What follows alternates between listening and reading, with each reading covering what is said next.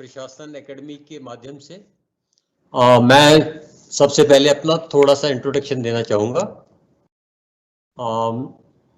मेरा नाम किशोर कुमार तोलानी है, बैंक ऑफ इंडिया से हूँ मैं और 35 इयर्स का मेरा बैंकिंग एक्सपीरियंस है और मेनली गवर्नमेंट स्कीम और फाइनेंशियल लिटरेसी इस तरह के प्रोग्राम्स भोपाल डिस्ट्रिक्ट में अभी किए जा रहे हैं, जो कि एंटरप्रेन्योर्स के लिए और बाकी पब्लिक के लिए भी हैं। तो आज हम बात करेंगे एंटरप्रेन्योरशिप प्लस जो हमारी गवर्नमेंट स्कीम है, सरकार की जो योजनाएं हैं खासकर युवाओं के लिए, जो एंटरप्रेन्योरशिप से रिलेटेड प्लस एग्रीकल्चर से रिलेटेड।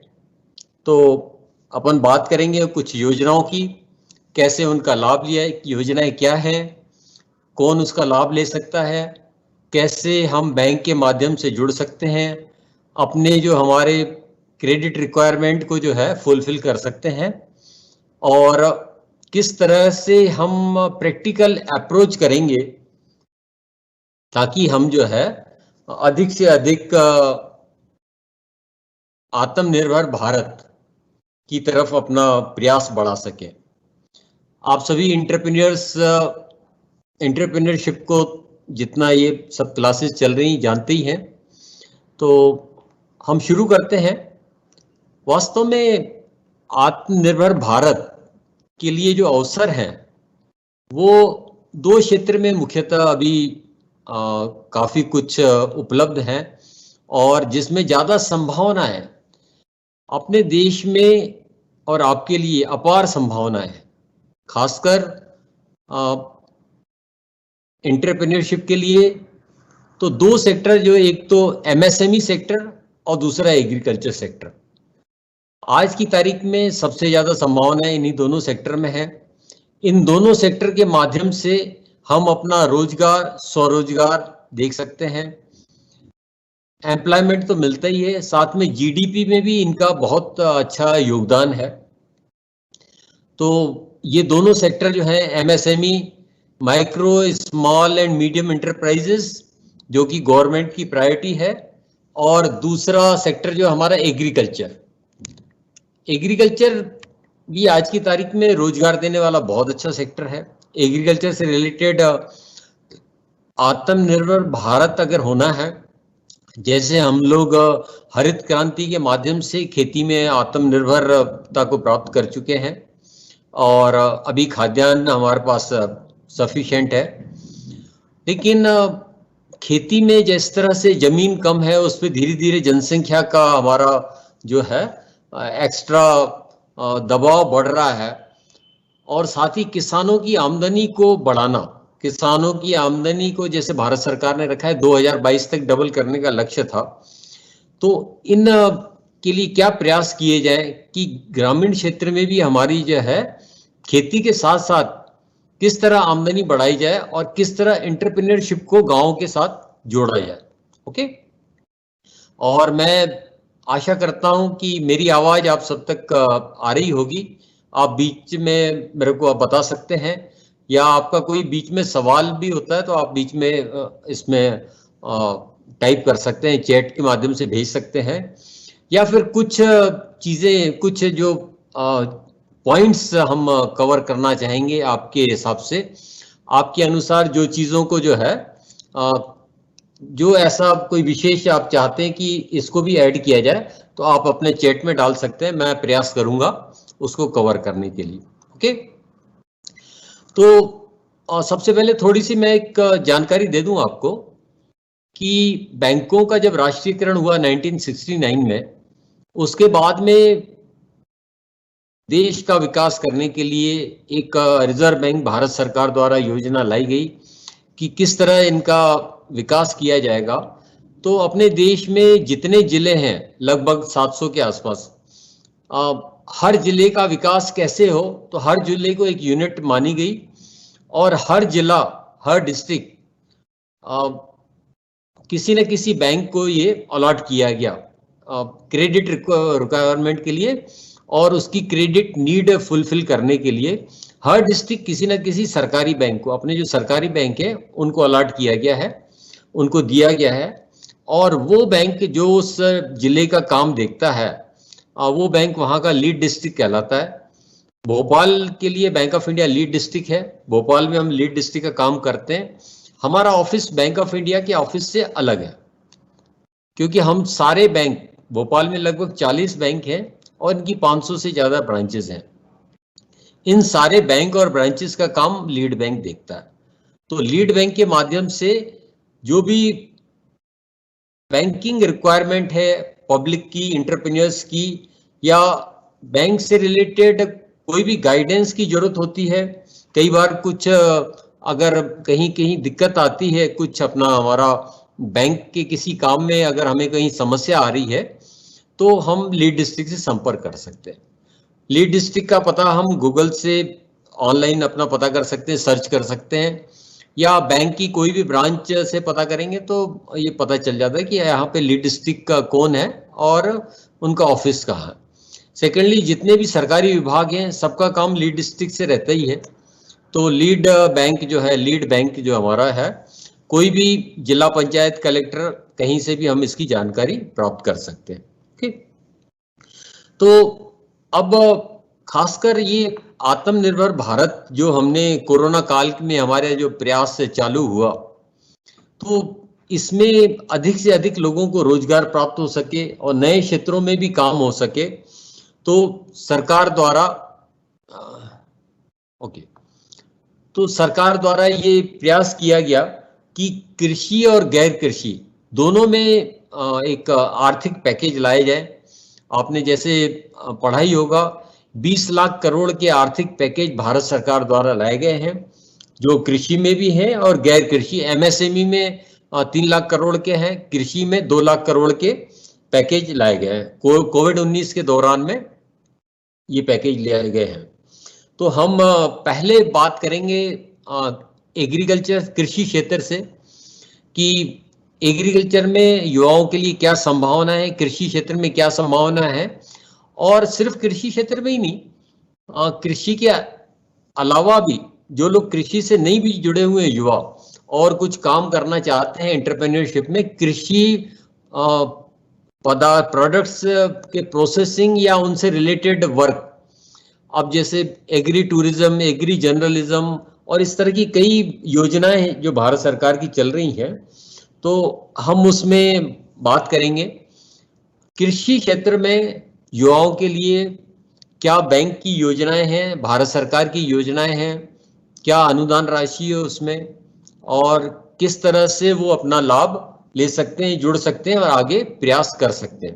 ओके, तो मैं आपकी जानकारी के लिए बता दूं कि भारत सरकार जो है, हमारा देश जो है, कृषि के मामले में हम लोग एक्सपोर्ट ज़्यादा करते हैं। हमारा कृषि में इंपोर्ट कम है, एक्सपोर्ट ज़्यादा है। तो एग्रीकल्चर सेक्टर ऐसा है जहाँ पे हम लोग अधिक से अधिक इसमें बढ़ा सकते हैं, लाभ ले सकते हैं। तो हम जो एक्सपोर्ट करते हैं, काफ़ी एग्रीकल्चर प्रोडक्ट्स का एक्सपोर्ट करते हैं। इंपोर्ट मेनली हमारा पाम ऑयल और जो एडिबल ऑयल्स हैं, इसके लिए हमारा इंपोर्ट होता है। इंपोर्ट बिल हमारा ज़्यादातर इसमें ही आता है। अब भारत सरकार ये चाहती है कि हम इसका भी प्रोडक्शन देश में बढ़ाएं। हमारे जो एंटरप्रेन्योर्स हैं, युवा उद्यमी हैं, वो अधिक से अधिक जो है इस फील्ड में आए और अपना योगदान देके देश में जो हमारा एडिबल ऑयल्स, खाद्यान्न तेल की जो कमी है, जो हमें इंपोर्ट करते हैं, क्योंकि हम जितना ज़्यादा इंपोर्ट करते हैं उतना ज़्यादा फॉरेन करेंसी या डॉलर्स की हमें ज़रूरत पड़ती है।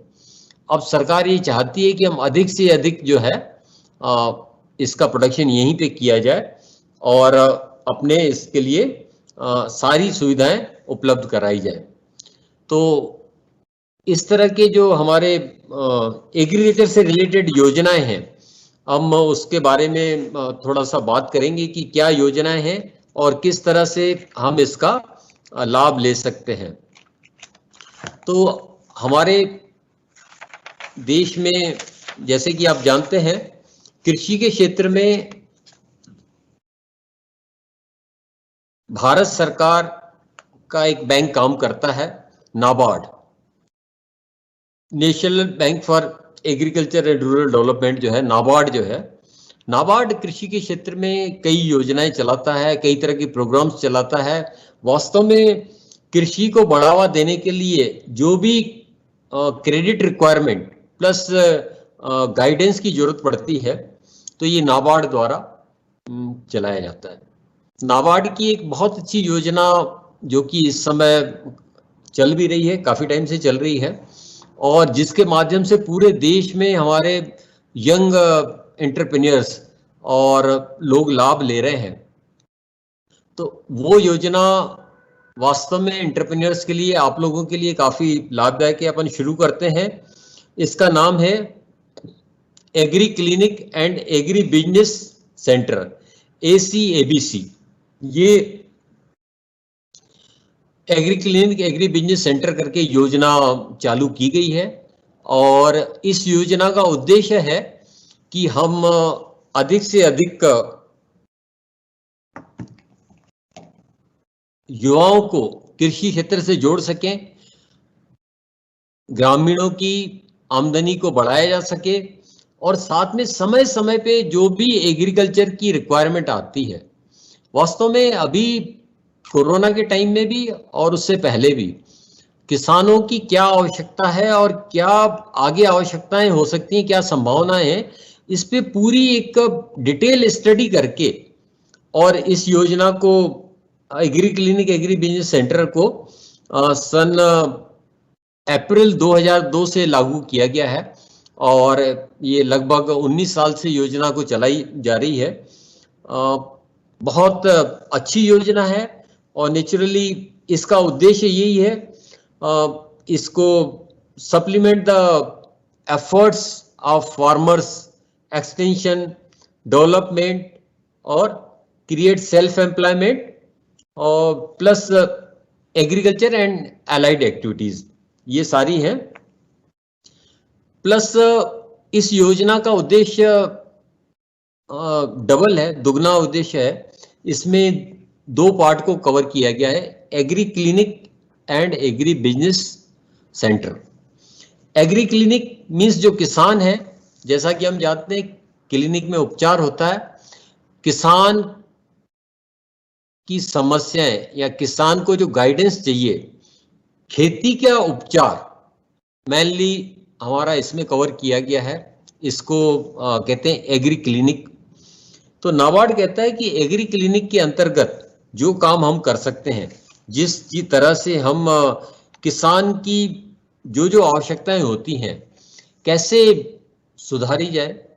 वास्तव में अगर कोई अच्छी बिल्डिंग अगर बनाना है तो फाउंडेशन अच्छी होना चाहिए। जितनी अच्छी फाउंडेशन होगी उतनी अच्छी बिल्डिंग तैयार होगी। अगर खेती अच्छी करना है तो उसके लिए फाउंडेशन जो है मिट्टी है, सॉइल है। तो एग्री क्लिनिक का एग्री बिजनेस सेंटर जो अपने युवाओं के लिए है। अब मैं इसमें सबसे पहले बता दूं इसमें एलिजिबिलिटी क्या है नॉर्म्स है।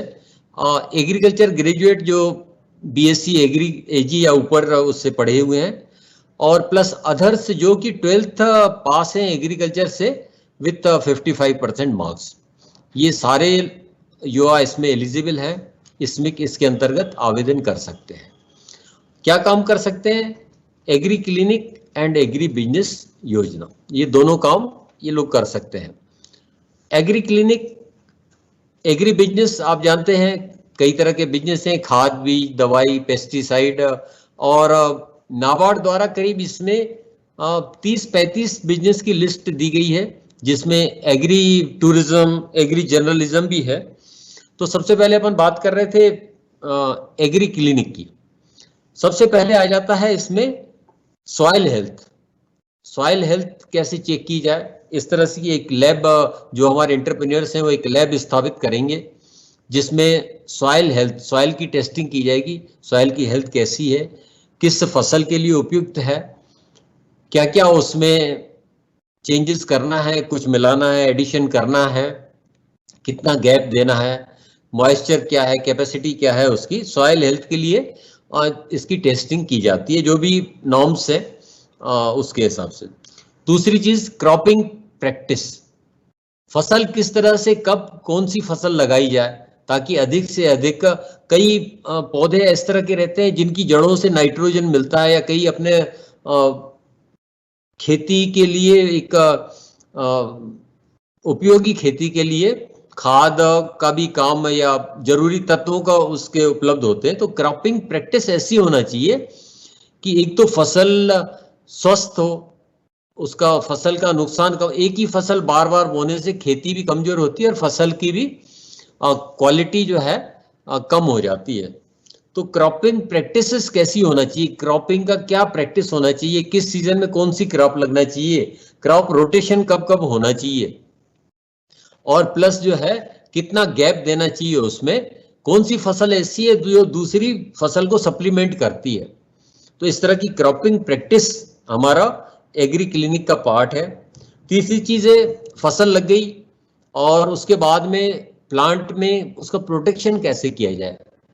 प्लांट के प्रोटेक्शन में कोई उसमें पेस्टिसाइड या दूसरे जो टिड्डे हैं, जो भी इस तरह से जो फसल को नुकसान कर सकते हैं, तो प्लांट प्रोटेक्शन के लिए क्या क्या उपाय किए जाएं, ये सारी चीजें एग्री क्लिनिक का पार्ट है। एग्री क्लिनिक के माध्यम से आपको बताए जाते हैं कि इनका कैसे प्रोटेक्शन किया जाए। फसल भी लग गई, प्रोटेक्शन भी हो गया, सब कुछ बढ़िया है। उसके बाद में फसल का किसी तरह से अतिवृष्टि, ओलावृष्टि, आग या कोई भी ऐसे बाहरी कारण से उसका नुकसान न हो, और नुकसान हो गया तो भरपाई कैसे हो, इसके लिए फसल बीमा, क्रॉप इंश्योरेंस जो है, ये इसके बारे में किसानों को सही जानकारी देना। देखिए क्या होता है कि दुर्घटना कहीं पे भी MSc botany eligible to do this, yes, science graduates को भी अभी इसमें इंक्लूड किया गया है। बायो जो है MSc botany, they are also eligible. Okay, तो इसमें जो है क्रॉप इंश्योरेंस, दुर्घटना किसी भी कारण से हो सकती है, तो फसल बीमे का भी किसानों को जरूर करवाना चाहिए। जिस तरह से गाड़ियों का बीमा होता है, उसी तरह से फसल का बीमा भी बहुत जरूरी है। हर चीज का बीमा होना चाहिए, दुर्घटना कभी पूछ के नहीं आती। उसके बाद फसल लग गई, फसल कट गई, पोस्ट हार्वेस्टिंग टेक्नोलॉजी, कैसे उसकी कटाई की जाए ताकि ऐसी फसल, जैसे पराली है, पराली की समस्या है, कैसे उसका निवारण किया जाए। हमारी गेहूं तो निकलता ही है, साथ में उसका भूसे का भी उपयोग हो, और जो पार्ट बच जाता है, अभी जैसे गोबर के साथ उसके ब्लॉक्स बनाए जाते हैं जो अपनी इसमें काम आते हैं, अपने जलाने के लिए। लकड़ी का एक सब्स्टिट्यूट है, अब कई जगह उसको उपयोग किया जा रहा है, चाहे इंडस्ट्रीज में हो या अदर देन अपने पर्सनल डोमेस्टिक पर्पज से भी। पोस्ट हार्वेस्टिंग टेक्नोलॉजी ये बहुत जरूरी है, ये भी अपने एग्री क्लिनिक का पार्ट है। इसके अलावा क्लिनिकल सर्विसेज फॉर एनिमल्स, जानवर बीमार है उसके लिए क्या इलाज किया जाए, जानवर को किस तरह का चारा दिया जाए कि कम पैसे में पूरा न्यूट्रिशन मिल पाए। फीड एंड फोडर मैनेजमेंट, किस तरह से चारे को संभाल के रखा जाए, किस तरह से किया जाए।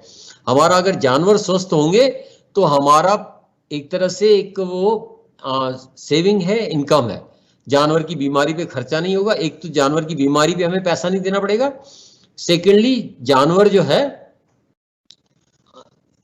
12th एग्री पास काफी, 12th एग्रीकल्चर 55% इसमें है। मैं आपकी जानकारी के लिए बता दूं कि ये जो स्कीम के बारे में डिटेल जानकारी है, नाबार्ड की, जब हम वेबसाइट पे जाते हैं, नाबार्ड की वेबसाइट आप ऑनलाइन देख सकते हैं, उसमें agri clinic government sponsored scheme में agri clinic and agri business centre ACABC, वहाँ सारी डिटेल्स नॉर्म्स भी दिए हुए हैं। अभी जो इसमें BSc agriculture and BSc bio को भी इंक्लूड किया गया है, प्लस 12th विथ 55% मार्क्स, ये उसमें एलिजिबिलिटी नॉर्म्स दिए गए हैं।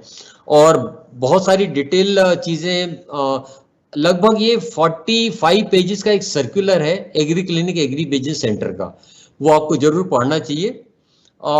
मेरा जो बताने का उद्देश्य है कि आप चीजें समझें, बहुत सारी चीज़ें हमारी ऑनलाइन उपलब्ध हैं, थ्योरेटिकली सारी चीज़ें वहाँ पे हैं।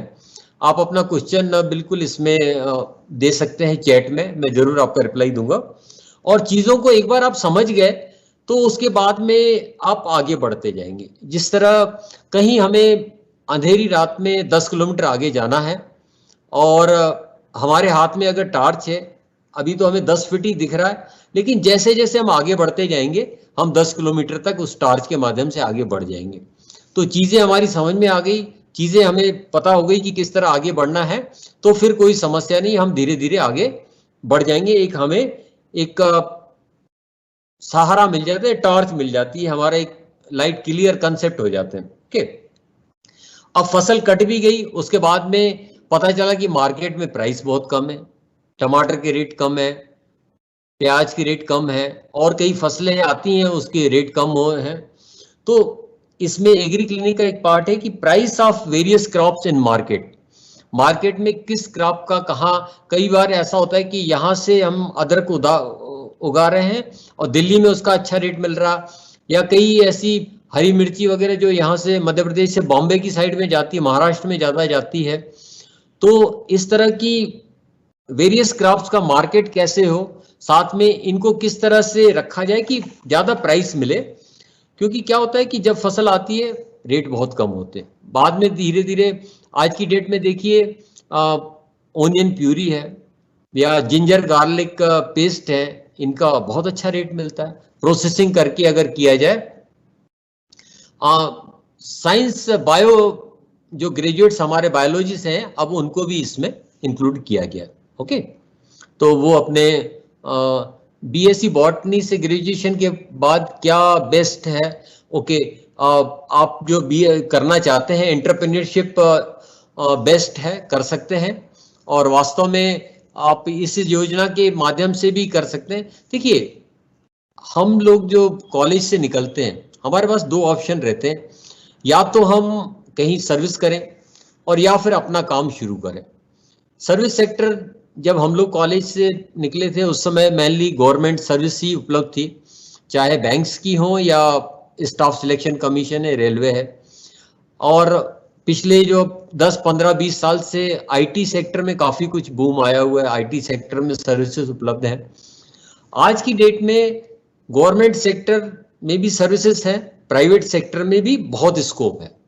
साथ में एंटरप्रेन्योरशिप क्यों जरूरी है, हम लोग कई प्रैक्टिकल एक्सपीरियंस देखते हैं कि कई हमारे जो एंटरप्रेन्योर हैं जिन्होंने 10 साल पहले कुछ काम स्टार्ट किया था, और ये रियल केस है, 10 साल के अंदर उन्होंने 10 करोड़ रुपए भी कमाए हैं या इकट्ठे किए हैं, 10 करोड़ रुपए की संपत्ति बनाई है, इनकम की है, जो कि वास्तव में सर्विस में इतना इस तरह का जंप मिलना मुश्किल होता है।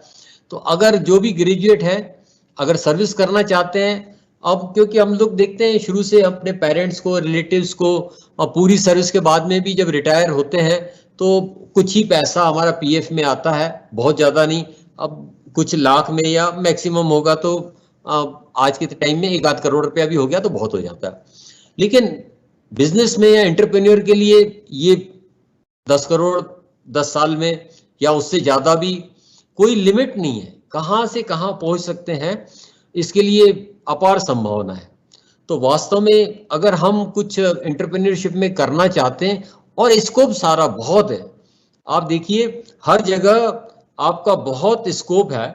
आज की टाइम में आप देखते हैं कि एक अच्छा प्लम्बर मिलना, अच्छा इलेक्ट्रिशियन मिलना, अच्छा कुछ भी मिलना बहुत मुश्किल जाता है। अपन आसपास देखते हैं, अगर आपके पास स्किल है, आपके पास जानकारी है, आप काम करने को 24 में से 16 घंटे काम करने को तैयार हैं, और कुछ नया अपने जो है अपने काम को टेक्नोलॉजी से अगर जोड़ते हैं।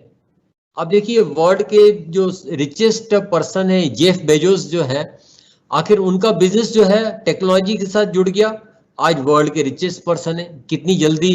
और उनसे पहले कितने बिजनेसमैन थे जो कितने 50-50, 100 साल में उतना पैसा नहीं कमाया था। नेम और मोबाइल नंबर कंप्यूटर में टाइप कर दीजिएगा, श्योर मैं इसका जो है लास्ट में आपको अपना नेम, कॉन्टेक्ट, मोबाइल नंबर और कॉन्टेक्ट नंबर शेयर कर दूंगा, ताकि आप बाद में भी कभी संपर्क कर सकते हैं और किसी भी टाइम में गाइडेंस के लिए मेरे से संपर्क कर सकते हैं। बिल्कुल किसी भी दिन किसी भी समय कोई दिक्कत नहीं, मैं आपको इसमें शेयर कर दूंगा।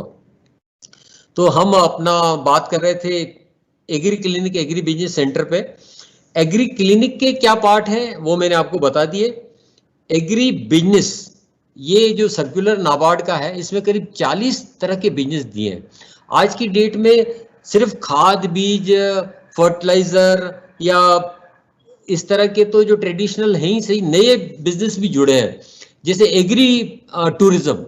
आज हरियाणा में या फिर गुजरात में या फिर पंजाब में किस तरह से किसान फसलें कर रहे हैं, किस तरह से काम कर रहे हैं, तो उन का उस काम को बाकी लोग यहाँ से मध्य प्रदेश से भी बहुत सारे किसानों के एक दल ले जाते हैं, एक ग्रुप से लेकर जाते हैं पंजाब में कि देखिए पंजाब में कैसे फसल हो रही, पंजाब में कैसे दुग्ध उत्पादन हो रहा है, या गुजरात में किस तरह से हो रहा है।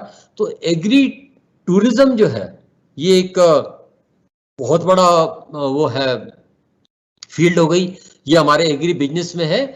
इस योजना के अंतर्गत ये काम भी कर सकते हैं। एग्री जर्नलिज्म, मैं कई बार रेडियो स्टेशन में जाता हूँ, कृषि दर्शन के लिए प्रोग्राम हम लोग देते हैं बैंक की तरफ से। तो जब बात होती है तो वहाँ जो डायरेक्टर्स हैं जो काम करते हैं वो बताते हैं कि हमें कंटेंट के लिए, मटेरियल के लिए एग्री जर्नलिज्म की बहुत ज़रूरत है। अगर एग्रीकल्चर में आधे घंटे या 1 घंटे का प्रोग्राम चल रहा है तो उसके लिए मटेरियल कहाँ से आएगा? Agri journalism. आप में से जो भी एंटरप्रेन्योर अगर कुछ एग्री जर्नलिज्म का काम करना चाहता है तो उसके लिए ये एग्री क्लिनिक, एग्री बिजनेस योजना में जो लोन दिए जाते हैं, एग्री टूरिज्म, मान लीजिए कि किसी एग्री टूरिज्म के लिए एक अच्छी बस की जरूरत है या गाड़ी की जरूरत है, उसके लिए हमें 10 लाख, 15-20 लाख रुपए की जरूरत है, तो बैंक फाइनेंस करता है। ओके, तो मैं ये एग्री बिजनेस में करीब 40 तरह के बिजनेस हैं। आप ये सर्कुलर पूरा पढ़िए, कोई भी बिजनेस आप कर सकते हैं। इसमें जो एससी एबीसी में लोन की लिमिट है, ये 20 लाख रुपए तक का लोन बैंकों के माध्यम से, इंडिविजुअल्स के लिए 20 लाख का है, 20 लाख तक का लोन इसमें उपलब्ध कराया जाता है। और कोई ग्रुप में करना चाहता है तो 5 लोग मिलके 1 करोड़ तक का भी बिजनेस कर सकते हैं। उसमें एक ही कंडीशन है कि एक व्यक्ति उसमें से मैनेजमेंट साइड का होना चाहिए, अदरवाइज इंडिविजुअली कोई भी कर सकता है। 12th पास भी है 55% मार्क्स से, तो वो अपना इसमें काम कर सकता है। 20 लाख तक की इसमें लोन की लिमिट है। कोई भी बिजनेस एग्री क्लिनिक या एग्री बिजनेस का कर सकते हैं। कमर्शियल यूनिट कोई भी लगा के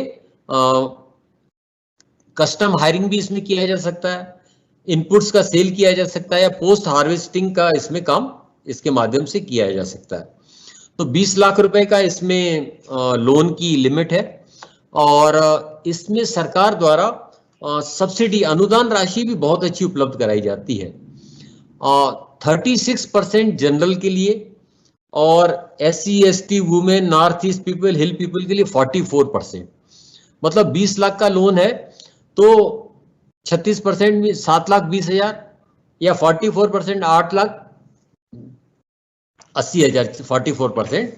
इसमें अनुदान राशि भी इतनी सरकार द्वारा, नाबार्ड द्वारा दी जाती है, आपके काम करने एग्री क्लिनिक और एंटरप्रेन्योर्स को इसमें प्रोवाइड की जाती है। तो इस योजना, ये बहुत अच्छी योजना है। और एग्रीकल्चर के साथ साथ एग्रीकल्चर की जितनी भी हमारी जो यूनिट्स हैं, दाल मिल, फ्लोर मिल है, चाहे हम कोई काम फूड प्रोसेसिंग है, वेजिटेबल डिहाइड्रेशन है, सीड ग्रेडिंग है, कोई भी इंडस्ट्री जो फूड प्रोसेसिंग से एग्रीकल्चर से रिलेटेड है, वो इसके अंतर्गत हम लोग कर सकते हैं, कोई भी किया जा सकता है। 20 लाख तक का इसमें लोन अमाउंट है। और सारे देश में, पूरे देश में योजना लागू है। सभी बैंक, कौन से सरकारी बैंक जिसको कॉमर्शियल बैंक बोलते हैं, गवर्नमेंट बैंक, ये सारे इसमें लोन देते हैं। रीजनल रूरल बैंक्स और क्षेत्रीय ग्रामीण बैंक्स, वो भी इसमें लोन प्रोवाइड करते हैं, प्लस कोऑपरेटिव बैंक्स भी इसमें लोन प्रोवाइड करते हैं। तो ये 20 लाख तक का लोन है। इसका रिपेमेंट 5 से लेकर 10 साल के पीरियड में किया जा सकता है। स्कीम के अनुसार रीपेमेंट नाबार्ड ने किया कि 5 से लेकर 10 साल में रीपेमेंट इसका किया जा सकता है। रेट ऑफ इंटरेस्ट भी ज़्यादा नहीं है, 9 to 12% के बीच में वेरी करता है। अमाउंट वाइज, स्कीम वाइज ये अलग अलग वेरी करता है। प्लस रिड्यूसिंग, इसमें धीरे धीरे जैसे जैसे लोन अमाउंट कम होता है वैसे वैसे ब्याज भी कम लगता है। तो आप जैसे पैसा जमा करते जाते हैं लोन अमाउंट कम होता है।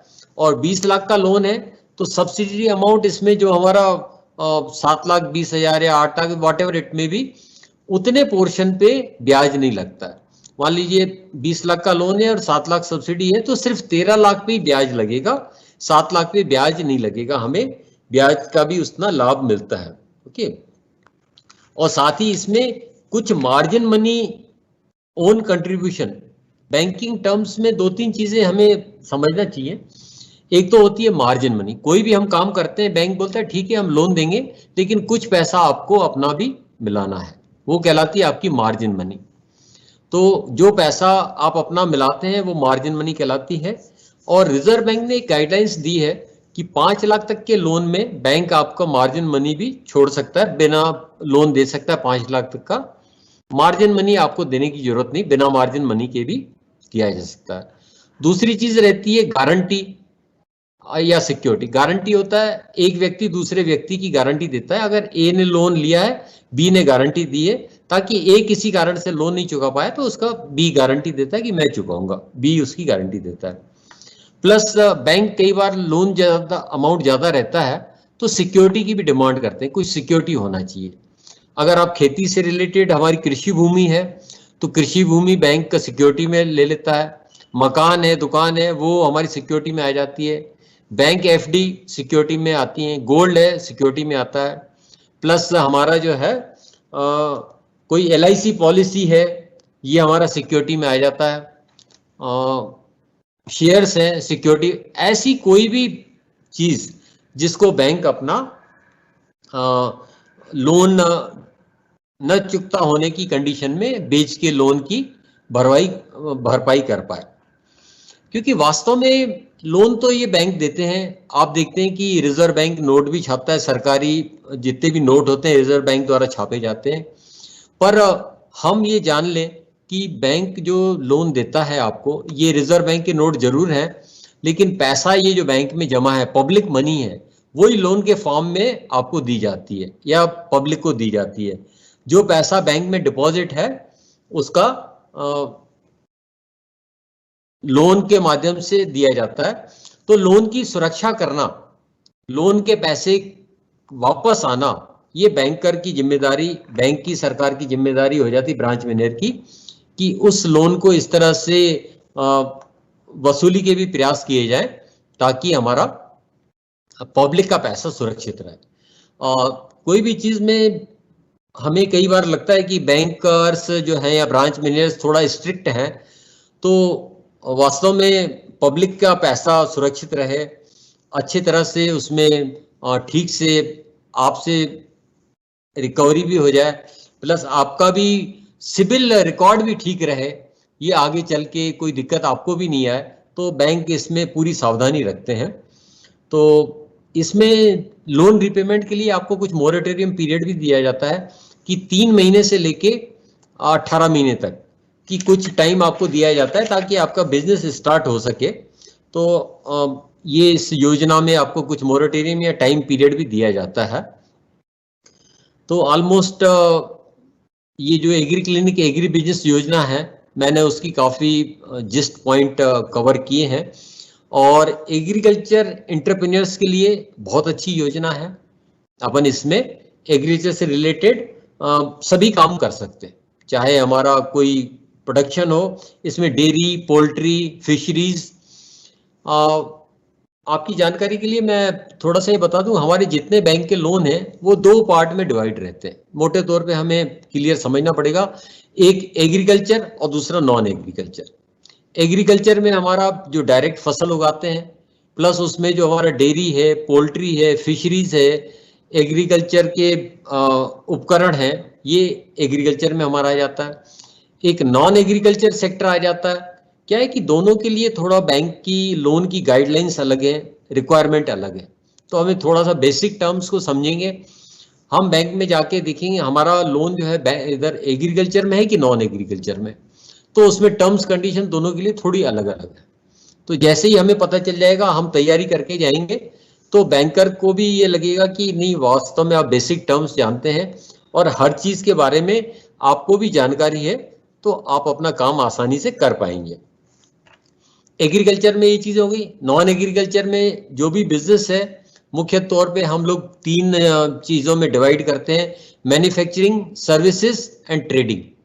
3 चीजें हैं, और सिर्फ आप मोबाइल से ही समझ लीजिए, जहां मोबाइल बनते हैं तो मैन्युफैक्चरिंग हो गई, और उसके बाद में मोबाइल कहीं सर्विस सेंटर में जाता है तो सर्विस सेक्टर हो गया। एक दुकानदार जो सिर्फ मोबाइल खरीद रहा और बेच रहा है, तो वो हमारा ट्रेडिंग है।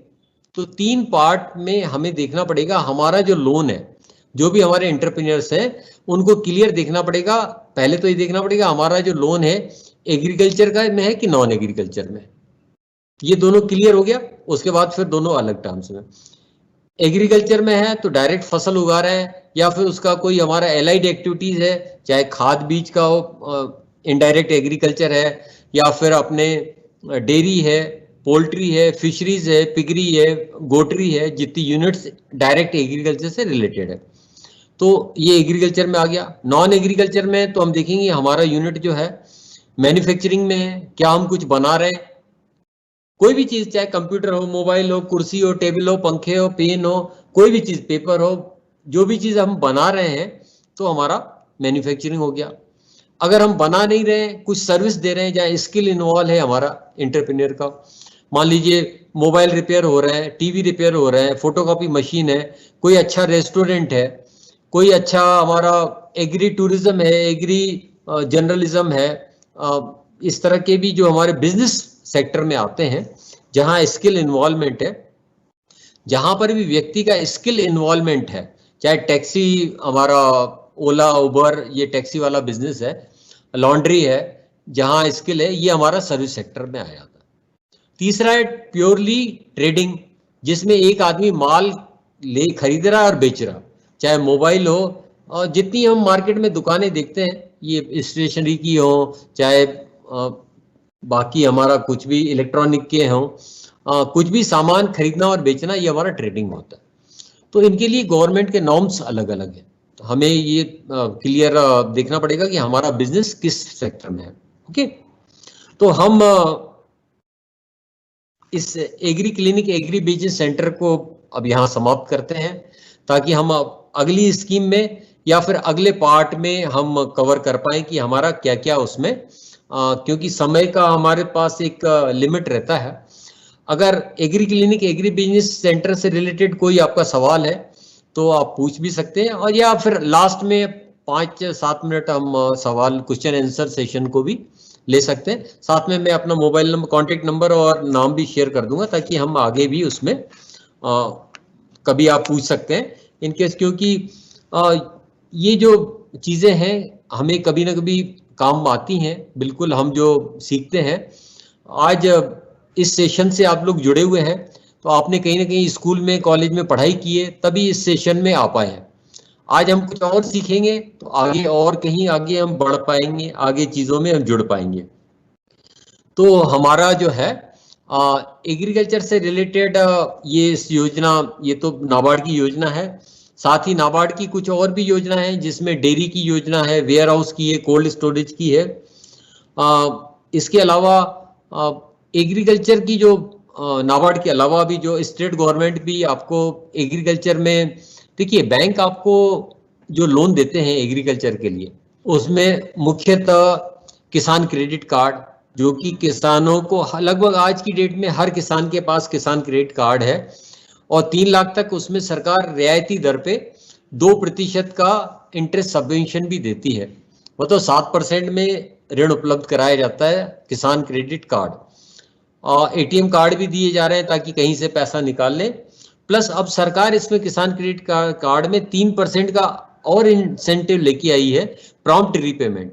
जैसे ही आपकी फसल आती है वो पैसा बैंक में जमा कर दीजिए और फिर निकाल लीजिए, क्योंकि ये रोटेशन है।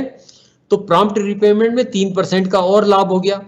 तो इसमें क्या होगा कि किसान क्रेडिट कार्ड में हमें अब 4% के सस्ते ब्याज दर में हम अपना लाभ ले सकते हैं। तो केसीसी काफी किसानों के पास है और जिनके पास नहीं है वो भी इसमें ले सकते हैं। साथ ही साथ जो किसान भाई कम ब्याज का प्रॉम्प्ट रिपेमेंट का फायदा नहीं उठाते हैं वो जरूर फसल पे इसमें जमा करें और इसका लाभ ले लें। इसके अलावा अभी कोविड-19 में भारत सरकार ने केसीसी को एक्सटेंड किया है मछली पालन और पशुपालन के लिए भी। ऐसे किसान या आप में से जो एंटरप्रेन्योर जो मछली पालन करना चाहते हैं या पशुपालन करना चाहते हैं वो भी किसान क्रेडिट कार्ड 2 लाख रुपए तक का ले सकते हैं। बाकी स्कीम सेम है, 2 लाख तक का किसान क्रेडिट कार्ड ले सकते हैं। वही इसमें 2% इंटरेस्ट सब्वेंशन और 3% प्रॉम्प्ट रिपेमेंट का लाभ उनको भी दिया जा रहा है, उनको माध्यम से भी अपना ले सकते हैं। तो ये एक्सटेंड किया गया है मछली पालन और पशुपालन के लिए भी। तो बैंक के माध्यम से ये बेसिक किसान क्रेडिट कार्ड दिया जाता है और कृषि यंत्र बैंक के माध्यम से लोन पे दिए जाते हैं, जैसे ट्रैक्टर है, ट्रॉली है, दूसरी जितने भी हार्वेस्टर हैं, कृषि यंत्र दिए जाते हैं। प्लस लघु सिंचाई योजना पाइपलाइन के लिए बैंक के माध्यम से लोन दिया जाता है। पाइपलाइन या सिंचाई की कोई भी परियोजना जो है उसको उसके लिए बैंक लोन देते हैं किसानों को। प्लस डेयरी, पोल्ट्री, मछली पालन तो है ही सही। वेयर हाउस, कोल्ड स्टोरेज के लिए भी बैंक द्वारा लोन दिए जाते हैं। वेयर हाउस, किसान के पास जब फसल आ गई और ऐसा लगता है किसान को कि मेरे को अभी फसल नहीं बेचना, रेट अच्छा नहीं, मैं प्याज को जो है या गेहूं को रख देता हूं, कुछ टाइम बाद बेचेंगे तो अच्छा रेट मिल जाएगा। तो किसान अपनी फसल को वेयर हाउस रिसिप्ट में, वेयर हाउस में रखता है और वहां से जो रसीद मिलती है उस रसीद के अगेंस्ट में भी, उस वैल्यू के अगेंस्ट में 70% तक बैंक द्वारा लोन उपलब्ध कराया जाता है। 70% तक की लोन उसमें उपलब्ध कराई जाती है ताकि एक जो किसान का इमीडिएट फसल के बाद में पैसा भी मिल गया और हमारी फसल भी कुछ टाइम के लिए हमने रख ली ताकि अच्छा रेट आएगा तब उसको बेचेंगे। तो ये वेयर हाउस रिसिप्ट पे भी लोन आसानी से उपलब्ध कराया जाता है और सभी बैंक इसमें उपलब्ध कराते हैं, ले सकता है। साथ ही साथ अगर हमारे पास घर में, अगर मान लीजिए किसान के पास गोल्ड के अगर सोना रखा हुआ है और किसान को लगता है कि मेरी शॉर्ट टर्म रिक्वायरमेंट है, तो बैंकों द्वारा अभी गोल्ड लोन योजना भी चालू की गई है। तो ये सारे कृषि से रिलेटेड कोई भी काम ऐसा नहीं है आज की डेट में कि ऋण उपलब्ध न हो सके। कोई भी हमारा जो कृषि से रिलेटेड काम है, हर काम के लिए, इवन पर्सनल काम भी किसान क्रेडिट कार्ड में जो व्यक्तिगत खर्च होते हैं किसान के, वो भी इसमें जोड़े गए हैं ताकि उसके लिए भी लोन ले सकते हैं। उसके अलावा राज्य शासन, केंद्र शासन, भारत सरकार द्वारा कुछ और योजनाएं चलाई जा रही हैं कि किसान हमारा जो है कुछ उन्नत खेती कर सके। जैसे कि एक पॉली हाउस योजना है, प्लस शेड नेट हाउस जो है, इसके लिए भी अनुदान दिया जाता है। कई बार हम देखते हैं कि फसल हमारी जो है उसमें हमारा आर्थिक विकास हो, आधुनिक खेती हो। कई बार किसान की फसल मौसम के कारण, चाहे अतिवृष्टि हो गई, ज्यादा बारिश पड़ गई, बेमौसम बरसात आ गई, ओलावृष्टि आ गई, या फिर कम बरसात हो गई, कभी आंधी तूफान आ गए, इन सब से बचाव के लिए सरकार ने पॉली हाउस योजना चालू की है। पॉली हाउस योजना जो कि 4000 वर्ग मीटर पे अगर पॉली हाउस या शेड नेट योजना बनाया जाता है किसान द्वारा, तो इसमें 50% तक की अनुदान राशि सरकार द्वारा प्रोवाइड की जा सकती है। अभी जो अनुभव आया है कि 30 लाख के आसपास इसमें खर्चा आता है पॉली हाउस बनाने में, तो सरकार द्वारा 50%, लगभग 15 लाख तक की इसमें आर्थिक सहायता, सब्सिडी की सहायता बैंकों के माध्यम से उपलब्ध कराई जाती है। तो पॉली हाउस बहुत अच्छा योजना है जिसके माध्यम से उच्च गुणवत्ता की सब्जियां और प्लस फूल ऐसे साल भर उत्पादन हो सके। पॉली हाउस में क्वालिटी भी इंप्रूव होती है, प्लस उस साल भर सब्जियां होती है और उसकी क्वालिटी और क्वांटिटी दोनों इसमें इंप्रूव होती है और पॉली हाउस एक वास्तव में बहुत अच्छी योजना है। कम कृषि भूमि में अधिक उत्पादन का लाभ लिया जा सके, इसलिए सरकार द्वारा पॉली हाउस के माध्यम से भी अनुदान योजना चलाई जाती है। प्लस हार्टिकल्चर, जिसमें कि हम ऐसे फलदार पौधे, चाहे अमरूद हो, आम हो, या कोई भी फलदार पौधे लगाने, आंवला है, पपीता है, जिसके माध्यम से किसान जो है कुछ क्षेत्र में फलदार फल लगा के आमदनी बढ़ा सकता है। इसके लिए भी सरकार द्वारा अनुदान राशि उपलब्ध कराई जाती है। प्लस किसान की जो रिक्वायरमेंट होती है कि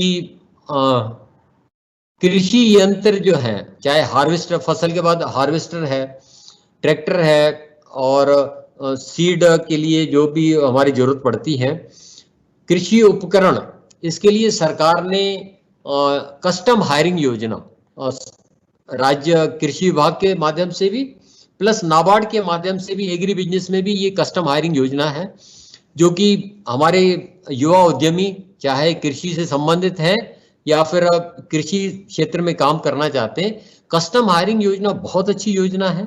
इसमें भी कृषि विभाग 40% से 50% अनुदान राशि उपलब्ध कराता है, और नाबार्ड तो इसमें उपलब्ध कराता ही है। तो ये योजना के माध्यम से भी जो है किसान अपना, और युवा उद्यमी, क्या होता है कि कृषक जो खेती कर रहे हैं, उनके बच्चे जो 18 साल से ऊपर हो गए हैं, अपना काम करना चाहते हैं, और क्योंकि खेती का काम चल ही रहा, एक किसान के अगर बच्चे जो भी हैं, बड़े बच्चे हैं, तो अपना कृषि से रिलेटेड कुछ अगर इंडस्ट्री चलाना चाहते हैं, उद्यमी में इन्वॉल्व होना चाहते हैं, तो agro and food processing, cold storage, milk processing, cattle field, poultry feed, fish feed, vegetable dehydration, दाल mill, rice mill, oil mill, flour mill, bakery, मसाला उद्योग, सीड ग्रेडिंग, और इस तरह की कोई भी उद्योग जो है, ये हमारे युवा साथी जो काम करना चाहते हैं वो अपना काम चला सकते हैं। और एंटरप्रेन्योरशिप जो हम जिसमें काम करना चाहते हैं, प्लस एनिमल हस्बेंड्री, जैसे आपको बता दिया, पशुपालन के लिए भी इसका लाभ लिया जा सकता है। रोजगार को बढ़ावा देने के लिए ये सरकार की योजनाएं चालू की गई हैं। तो इसके अलावा जो हमारे एंटरप्रेन्योर इसके अलावा भी काम करना चाहते हैं, जैसे मैंने बताया कि खेती, एक तो हमारा एग्रीकल्चर सेक्टर हो गया, जिसमें ये सारी योजनाएं और बैंक की ऋण योजनाएं उपलब्ध है। हम ज़्यादा गाइडेंस के लिए चाहे कृषि विभाग है या लीड बैंक है, इनसे संपर्क करके भी, क्योंकि एक प्रोग्राम्स का एक लिमिटेशन होता है, एक टाइम का और गाइडेंस का। उसके अलावा भी जो हम लोग प्रोग्राम ये रन कर रहे हैं फाइनेंशियल लिटरेसी का, इसका उद्देश्य भी ये है कि आप जब बैंक में जाते हैं तो इतना ज़्यादा समय न तो स्टाफ के पास रहता है, न ब्रांच मैनेजर के पास रहता है, भीड़ रहती है कि डायरेक्ट 1-to-1 इतनी बात की जा सके। तो ये जो प्रोग्राम हम चला रहे हैं, रिजर्व बैंक का फाइनेंशियल लिटरेसी का प्रोग्राम है, ताकि आपको अधिक से अधिक बैंकिंग के बारे में जानकारी आपके प्लेस पे दी जा सके। ओके, तो ये योजना जो कि कृषि से रिलेटेड है। अब हम बात करेंगे थोड़ा एंटरप्रेन्योर्स के लिए, अदर देन एग्रीकल्चर के लिए जो योजनाएं हैं, सारी योजनाएं, हर एक बार आपने काम का डिसाइड किया कि मेरे को ये काम करना है, और तो हर काम के लिए सरकारी योजना और सरकारी लाभ और उसमें अनुदान प्लस सुविधाएं हैं। तो agree clinic, agree business centre के अलावा, एग्रीकल्चर के अलावा, जैसे मैंने बताया कि नॉन एग्रीकल्चर में जो हमारे साथी काम करना चाहते हैं, जिसमें हमारा मैन्युफैक्चरिंग सर्विसेज और ट्रेडिंग है, तो इसमें एक योजना भारत सरकार की चल रही है सन 2008 से, prime minister employment generation programme, PMEGP। तो PMEGP जो योजना है, ये पूरे देश में चल रही है।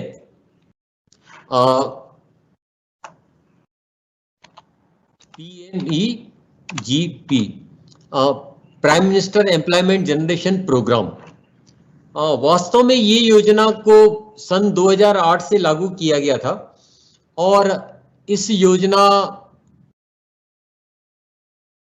की काफी रिसर्च करके, काफी एनालिसिस करके, काफी स्टडी करके पहले योजना चलती थी प्रधानमंत्री PMRY, प्रधानमंत्री रोजगार योजना। उसके बाद में सरकार ने पूरी स्टडी करके कि हमारे एंटरप्रेन्योर जो बिजनेस करना चाहते हैं उनकी कितनी रिक्वायरमेंट है, कैसी रिक्वायरमेंट है, ये सारी स्टडी करके सरकार सन 2008 में एक योजना लेके आई है जिसको बोलते हैं PMEGP, prime minister employment generation programme. जैसे ही आप गूगल में PMEGP डालेंगे तो e portal PMEGP KVIB, Khadi Gramodyog board का एक आ जाता है सामने साइन। तो इस योजना में ऑनलाइन अप्लाई कर सकते हैं, ऑनलाइन अप्लाई करना है हमें। ये एक बड़ी सुविधा है कि हम ऑनलाइन अप्लाई कर सकते हैं। और जैसे ही इसका नाम है प्रधानमंत्री रोजगार सृजन कार्यक्रम prime minister employment generation programme, means आपको भी रोजगार मिलता है और आपके माध्यम से बाकी लोगों को भी रोजगार उपलब्ध कराया जाता है। तो अधिक से अधिक नई यूनिट्स के लिए योजना है।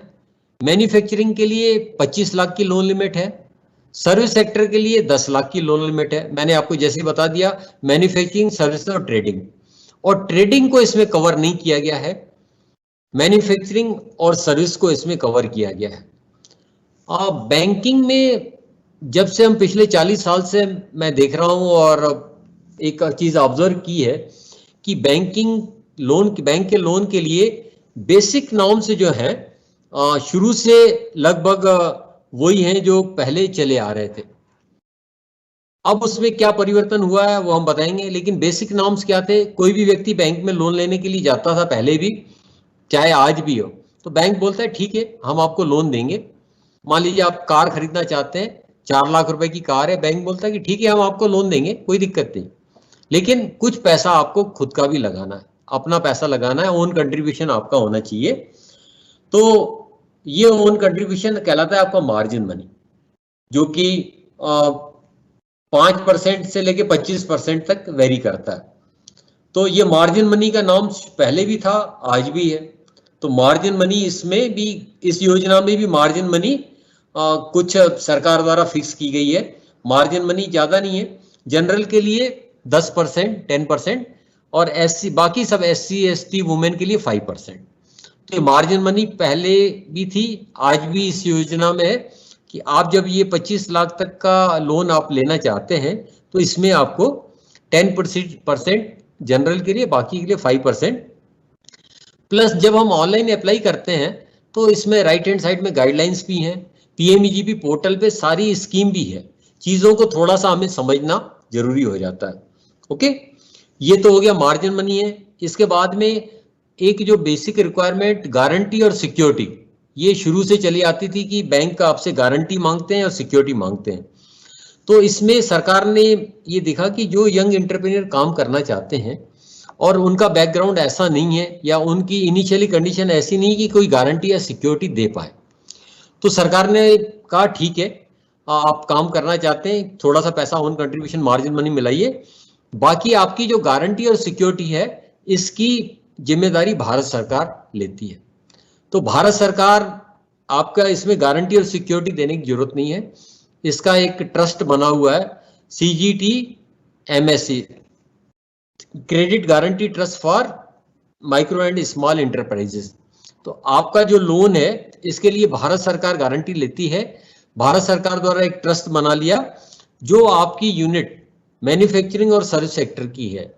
PMEGP योजना में ट्रेडिंग को कवर नहीं किया गया है, मैन्युफैक्चरिंग और सर्विसेज की आपकी सारी यूनिट इसमें कवर है। इसके लिए गारंटी और सिक्योरिटी नहीं देना आपको, ये इस योजना में बड़ा लाभ है। कोई गारंटी नहीं देना है, कोई सिक्योरिटी नहीं देना है, वो भारत सरकार देती है। साथ ही साथ भारत सरकार इसमें आपको सब्सिडी देती है, अनुदान राशि देती है। जनरल के लिए मैक्सिमम 25%, SC ST वुमेन के लिए अधिकतर 35%। 35% मतलब 25 लाख का लोन है तो 8 लाख तक की सब्सिडी भी इसमें उपलब्ध है, बहुत आसान शर्तों में उपलब्ध है। ग्रामीण क्षेत्र में इसमें सब्सिडी ज्यादा है।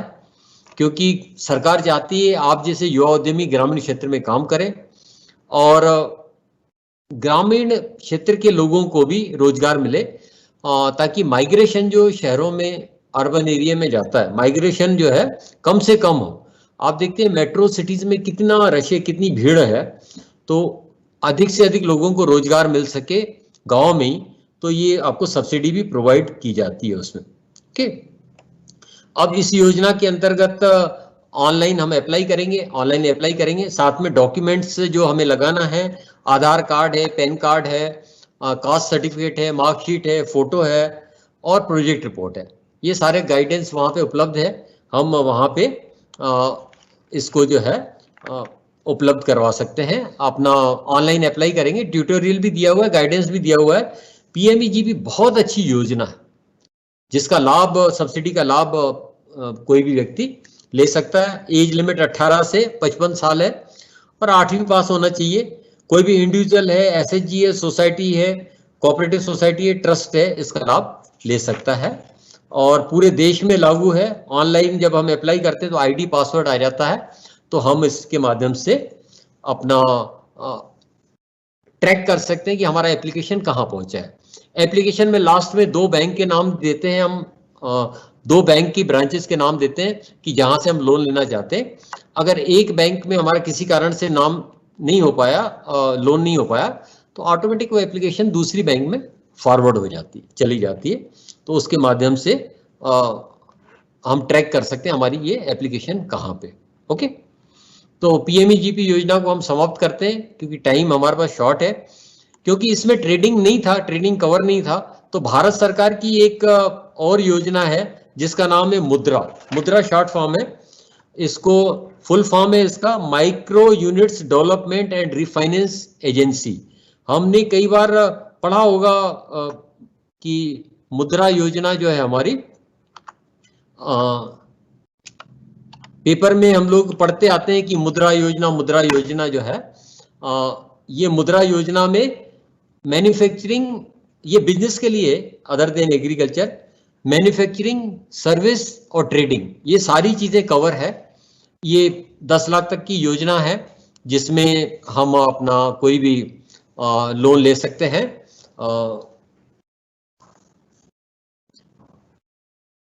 मुद्रा योजना के अंतर्गत तीनों सेक्टर को कवर किया गया है। इस योजना के अंतर्गत भी जैसे आपने बताया मार्जिन मनी नॉर्म्स, छोटे लोन के लिए मार्जिन मनी की आवश्यकता नहीं है, लेकिन अगर 1 लाख से ज्यादा का लोन है तो 15% मार्जिन मनी भी इसमें रखी गई है। इसमें हमारे सारे सेक्टर कवर हैं, मैन्युफैक्चरिंग, सर्विस, ट्रेडिंग, तीनों चीजें कवर्ड हैं। साथ ही साथ इसमें सरकार द्वारा गारंटी और सिक्योरिटी जो है इसमें देने की आवश्यकता नहीं है। वो सरकार का एक CGFMU कॉर्पोरेशन है, वो आपके लोन की गारंटी लेता है। 10 लाख तक का लोन ले सकते हैं, बहुत ही आसान है। बैंक में जाके हम अपना आवेदन प्रस्तुत कर सकते हैं, ऑनलाइन भी कर सकते हैं। इस योजना में सब्सिडी नहीं है, अनुदान राशि नहीं है। वर्किंग कैपिटल, टर्म लोन के लिए बाकी सारी चीजें जो है हमारी लगभग सेम है। तो ये हमारी योजनाएं जो है ऑलमोस्ट हमारा जितना भी हमारा प्रोजेक्ट है, काम है, लगभग सारे काम हमारे इसमें कवर हो जाते हैं। हम किसी भी योजना में लाभ ले सकते हैं। बैंकर की जो रिक्वायरमेंट है, सबसे पहली चीज आप ध्यान रखिए कि बैंकर की कुछ, ये योजनाएं तो हो गई, बैंकर आपसे एक्सपेक्ट करते हैं कि अगर आप कुछ काम करना चाहते हैं तो उस काम के बारे में आपको जानकारी होना चाहिए। काम का थोड़ा सा एक्सपीरियंस ले लीजिए, क्योंकि काम की हमें जानकारी होगी तो वो हम काम को अच्छे से कर पाएंगे। और जिसको मोटे तौर पे ये समझ लीजिए कि अगर आप पानी में उतर रहे हैं तो स्विमिंग आना चाहिए, क्योंकि स्विमिंग ऐसी चीज नहीं है कि आपने कई किताबें पढ़ ली या आप स्विमिंग पूल के बाहर जाके घंटों बैठे रहे तो स्विमिंग सीख जाएंगे। उसके लिए पानी में उतरना पड़ेगा। दूसरी चीज है, आप लोन को या प्रोजेक्ट को अच्छे से समझे। अपनी एक जगह होना चाहिए जहां हम काम कर सकते हैं, प्लस अपने काम के बारे में सारी चीजों की तैयारी के साथ ही हम लोग बैंक में पहुंचे, ताकि हमारा प्रकरण जो है बैंक को स्वीकृत करने में आसानी। बैंक भी अधिक से अधिक आपकी मदद करना चाहते हैं और बैंक की इनकम का सोर्स भी लोन ही है, तो आप बिल्कुल ये निश्चित रहिए। और सारे बैंकों द्वारा हर जिले में कार्य किए जा रहे हैं एंटरप्रेन्योर्स को बढ़ावा देने के लिए, तो आप बिल्कुल कॉन्फिडेंस के साथ में अपना तैयार कीजिए प्रोजेक्ट और अपना काम कर सकते हैं। क्योंकि अब समय समाप्ति की ओर है, मैं अपना नाम और मोबाइल नंबर शेयर कर देता हूं। आप व्यक्तिगत तौर पे भी बाद में कभी भी आप मेरे से संपर्क कर सकते हैं या अपना गाइडेंस ले सकते हैं, पर्सनली मिल सकते हैं। मेरा नाम जैसे किशोर कुमार तोलानी है, मोबाइल नंबर है 9893409680। मैंने शेयर भी कर दिया है, इसमें आप नोट कर सकते हैं और बाद में संपर्क कर सकते हैं। तो बहुत बहुत धन्यवाद आप सबका पार्टिसिपेट करने के लिए। और मैं आपको बताना चाहूँगा कि आज के टाइम में जितनी अच्छी सुविधाएं हैं, जितनी चीज़ें उपलब्ध हैं, वास्तव में पहले कभी नहीं थी। और इन योजनाओं का, इस तरह के प्रोग्राम्स का आप लाभ लीजिए और बाद में भी अपना काम शुरू कीजिए। और एंटरप्रेन्योर जो है देश की ज़रूरत है, आज के टाइम की ज़रूरत है। आप काम को आगे बढ़ाएंगे तो फिर इसमें हम लोग भी जो है, सारी गवर्नमेंट मशीनरी, बैंक, बाकी सारे संस्थान भी जो है सहायता करने के लिए उपलब्ध है। बहुत बहुत धन्यवाद, थैंक यू वेरी मच। कोई सवाल हो तो लास्ट में ले सकते हैं हम आपके, कुछ ऐसा एक दो सवाल या कोई अगर आप में जानना चाहते हैं, या फिर बाद में आप फोन से भी संपर्क कर सकते हैं। अभी अगर एक दो सवाल है तो हम 2-4 मिनट इसमें ले सकते हैं। कोई भी आप में से सवाल कोई पूछना चाहता है किसी योजना के बारे में, बैंक के बारे में, तो okay, thank you very much. आप बाद में भी संपर्क कर सकते हैं। नमस्कार। नेक्स्ट जिसमें मैं सेटबैक से हूँ वीपी सिंह, एक दो बार आपसे मुलाकात हुई है। यस यस, आपका तो वहाँ इंटरव्यू नेक्स्ट, अभी नेक्स्ट आपका है क्या?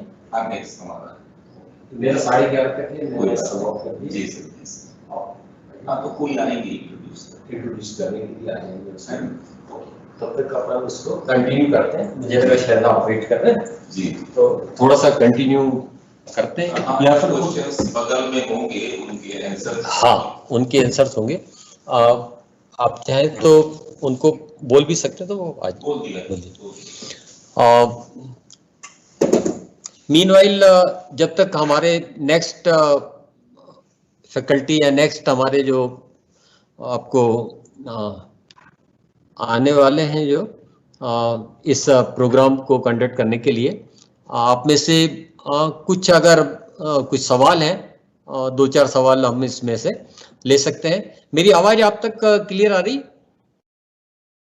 चैट करके आप कोई बता सकते हैं कि आवाज क्लियर है, आप जुड़े हुए हैं सब?